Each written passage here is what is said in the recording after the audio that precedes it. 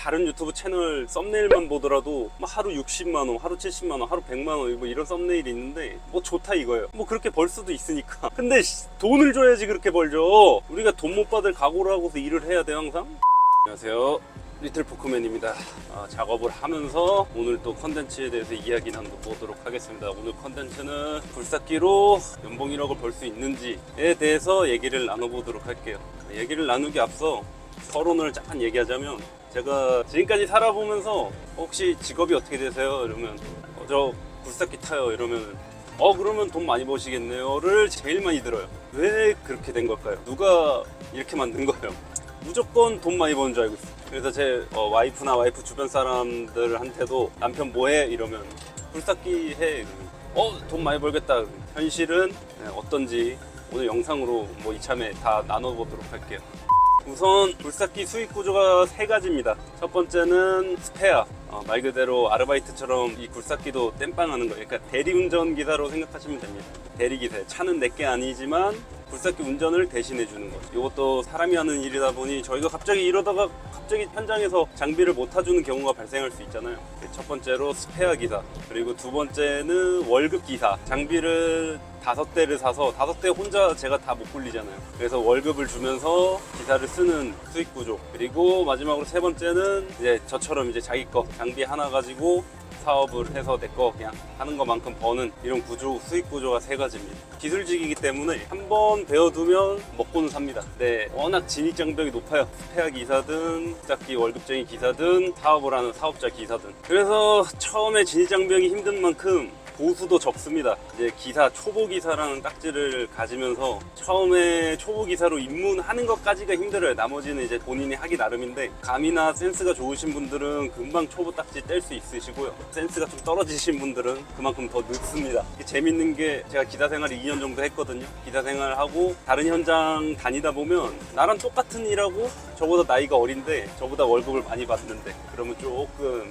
충격이긴 합니다. 솔직히 그렇죠. 똑같은 일 하고 있는데 나보다 월급이 많이 받아. 속상하지 않아요? 그래서 끊임없이 발전을 하려고 저희도 노력해야겠죠. 아무래도 뭐 아무것도 안 하고서 그런 바람하면 완전 욕심쟁이고. 그래서 초보 때는 많이 받지 못합니다. 저도 초보 굴삭기 기사 때 애초에 초보를 구했어요. 이것저것 잡일도 하고 장비도 타보고 생성해서 공투를 탔는데 월급 120에 숙식 제공으로 이렇게 다녔어요. 1년에 1000만 원짜리 적금을 들어서 86만 원인가 저금을 2년 동안 해서 2천만 원을 모으고 군대를 갔죠. 굴삭기 운전병. 저도 120 받으면서 했어요. 근데 요즘은 뭐 더 좋은 방법이 있을지도 몰라요. 또 어떤 분들은 또 뭐 돈을 내고서 배워도 힘들다라고 말씀하시는 분들도 계시는데, 그만큼 진짜 진입하기가 힘들다. 이렇게 보수가 처음에 초보 보수가 작으니까 가정이 있으시거나 나이가 좀 있으신 분들이 저한테 진입해도 돼요라고 그런 상담 전화가 오면은 일단 기본적으로 생활비가 있을 거 아니에요. 근데 배우는 동안에는 생활비가 그걸로 충당이 안 되고 기본적으로 숨만 쉬어도 나가는 기본금이 있을 거 아니에요. 근데 배우는 동안에는 무조건 그걸 못 채운단 말이에요. 본인이 지금까지 해왔던 게 있기 때문에. 만약에 총각이고 좀 어리고 혼자면은 상관이 없는데 보통 되게 평균적으로 가정이 있으시더라고요. 그래서 힘든데 제가 섣불리 말씀을 못 드리겠더라고요. 젊은 친구들이 저한테 질문을 하면은 제가 걸어온 길을 그냥 그대로 알려주면 되거든요. 근데 이미 다른 회사 생활을 하시다가 전향하시려고 하신 분들은 좀 곤란합니다. 많이 힘들어요.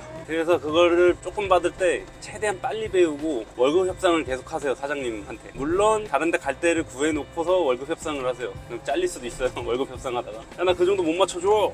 구해놓고 하는 게 안정적이죠. 그래서 월급을 조금씩 올리는 이제 기사 맥시멈 월급이, 저도 지금 차주를 하고 있지만 제일 많이 받으신 분이 지금 400에서 500 정도 받으시고요. 물론 그분들은 이제 그분 나름대로 거기에 그 대가에 대한 결과물을 만들어내죠. 어떤 분들은 차주가 버는 월급에 반반씩 받으시는 분들도 계세요. 반반씩. 차주가 버는 거에 반반씩 반땡하시는 분들도 계세요. 6더블 같은 경우, 여기 앞에 보시는 이 6더블 같은 경우는 일대가 70만원, 저 같은 경우에는 일대가 60만원. 그러면 이제 한 달에 며칠을 해야지 얼마 버는지 나오죠. 그러면 한 달에 1000만 원을 벌려면 20일은 해야 되네. 2, 6, 12하니까 1200, 기름값 빼면 1000만 원 남거든요. 그러다 뭐 할부 빼고 유지비 빼고 뭐 이렇게 하는 겁니다. 그럼 거기서 기사 월급도 빼는 거예요. 기사를 쓰시는 분들 한 달에 20일은 해야 돼. 꾸준히. 그것도 수금이 됐을 시. 그래야지. 만약에 하루 일 나가면 60만 원인데 20일을 어떻게든 했어요. 하는 것까지는 좋아요. 근데 수금이 돼야죠. 수금 안 되면 일단 기사 월급 내 돈으로 일단 줘야 합니다. 기사 월급 안 줄 수도 없잖아. 여유자금 없이 장비를 늘려서 기사 태우면은 좀 리스크가 좀 큽니다. 이런 리스크 때문에 고민하는 거죠. 차를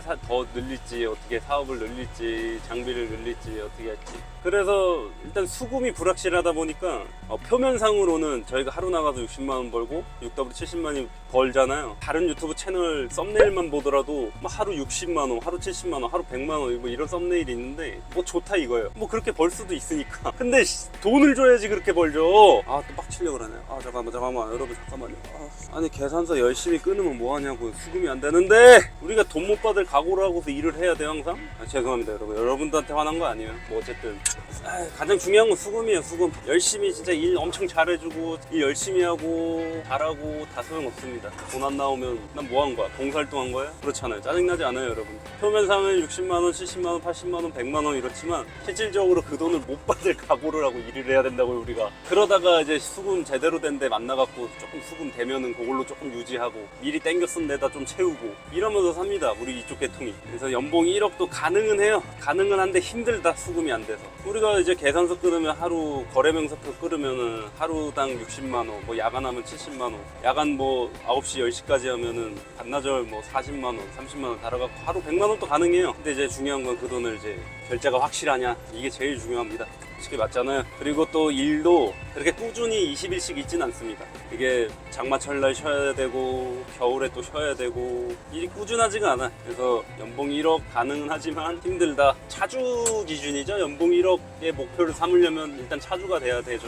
월급쟁이 기사로는 맥시멈이 정해져 있습니다. 아무래도 차주가 번 거를 한 달 수익을 가지고 그 수익에서 기사 월급을 주는 시스템이거든요. 그러다 보니까 이 한계치가 정해져 있습니다. 저희가 20일을 꼬박 일해야지 1200을 번다고 가정했을 시 200, 300 기름값 빠지고 그럼 8, 900 남잖아요. 900만원 남잖아요. 900에서 기사 월급 뭐 300, 400, 500 빠지면은 저는 뭐 할부 내면은 1, 200밖에 안 남잖아요. 그럼 그래서 이게 정해져 있어요. 맥시멈이. 저 같아도 벌써 기사 쓰면은 적자잖아요. 근데 요즘은 기사 월급이 조금 세서 현장 유지용으로도 많이 쓰고, 그리고 스페어 타시는 분들도 활용을 하더라고요. 스페어가 일당제거든요. 하루 월급제랑은 좀 다르게 일당제. 리스크가 좀 있죠, 어느 정도. 만약 일이 없으면 놀아야 돼요. 수익이 없어요, 스페어 하시는 분들. 근데 일이 꾸준하게 있으면 스페어도 괜찮죠. 차주보다 더 벌어갈 수 있죠. 어떻게 보면 차주보다 더 벌을 수 있으려나? 뭐 불가능한 얘기는 아니네요. 요즘 스페어비가 뭐 27만원, 30만원 이런 거 같더라고요. 지역마다 좀 다르지만 거기다 또 멀리 가면은 또 얼마씩 더 줘야 되고. 그래서 지금 스페어 단가가 조금씩 올라가는 추세입니다. 스페어는 이제 일이 없으면 수익이 없고, 월급쟁이 기사면 일이 없어도, 겨울철에 일이 없어도 놀아도 돈이 나오거든요. 그래서 기사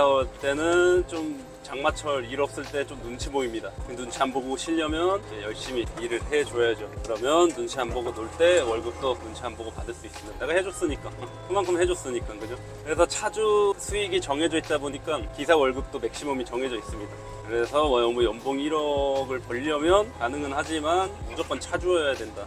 그리고 장비는 나중에 제 거 해볼 생각으로 항상 차주 마인드로 하시면 나중에 도움이 됩니다. 아무튼 이 이야기를 마무리 짓자면 연봉 1억 가능하지만 수금이 불확실해서 불가능하다. 그리고 일도 점점 꾸준히 없어지는 추세입니다. 점점 힘들어질 거다. 이제 장비기사가 돈 번다는 소리는 옛날 얘기다. 그냥 딱 월급쟁이보다 조금 낫습니다. 그냥 수금을 해야 되는 그 스트레스. 차라리 월급 4, 500 주면은 저는 기사 탈 거예요.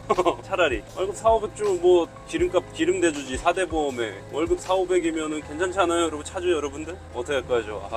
기사 탈까요 그냥? 저는 성격상 묶여있는 걸 싫어해서 그냥 제가 하는 것만큼 열심히 해서 버는 스타일이어서 이게 좋습니다. 월급쟁이보다는 안 좋아도.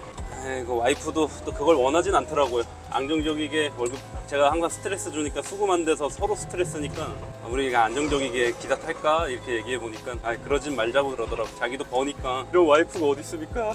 아무튼 간에 제 얘기를 좀 하자면, 결혼을 하니까는 서로 버니까 진짜 좋은 것 같습니다. 나 혼자 무거운 걸 들고 있었는데 같이 드니까 훨씬 가볍더라고요. 근데 주변에는 결혼하지 말라고들 막 이렇게 하는 소리들 들으신 분들 혹시 계실 수 있으니까 저는 결혼을 적극 추천드립니다. 결혼하세요 여러분. 근데 진짜 여자 잘 만나서 결혼을 해야죠. 그러니까 많은 여자들을 만나보세요. 저도 진짜 연애하기 힘든 포지션이었거든요. 저희 노가다가 여자가 어디 있어요. 다 현장이 다 남자고, 장거리 연애는 꿈도 못 꾸죠. 갑자기 쉬는 시간 쉬다가도 차주가 부르면 달려나가야 되니까. 그래서 기사 탈 때 연애하기는 좀 힘듭니다. 근데도 저는 했습니다. 물론 와이프가 첫 번째 여자지만 어차피 내 영상 안 보겠지만 저는 진짜 엄청 노력했어요. 진짜 제가 수금이 안 되면 일단 와이프 걸로 막 메꿔라. 와이프 걸로 하다가 또 수금 되면 와이프한테 또 돈 줘야 돼. 근데 확실히 미래자금이나 와이프한테 이제 돈을 빌리니까 이게 안 좋더라고요. 그러니까 수금이 안 되니까 수금이 웬만하면 되면 좋지만 안 됐을 시 비상시로 이렇게 써야지. 계속 그러니까 이것도 안 좋아. 미래 자금을 땡겨 쓰거나 와이프 돈 빌려 쓰는 게 이게 그렇게 좋지는 않습니다. 아무튼 오늘 영상은 뭐 간단하게 여기까지 찍도록 할게요.